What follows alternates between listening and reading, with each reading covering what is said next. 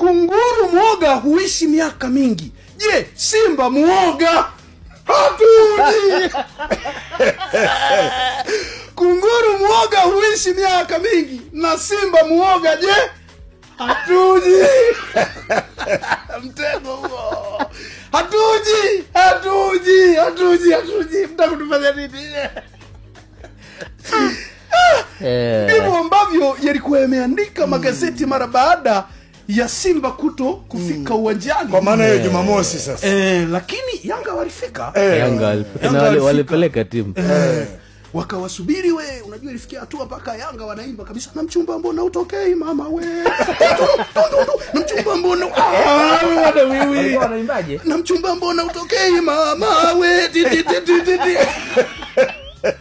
Wenzako nimechoka kukutazama kwa kioo. Kwa hiyo mara baada ya kuona mchumba atokei, jana akafunga safari kuelekea Bunju kufuata mai wake.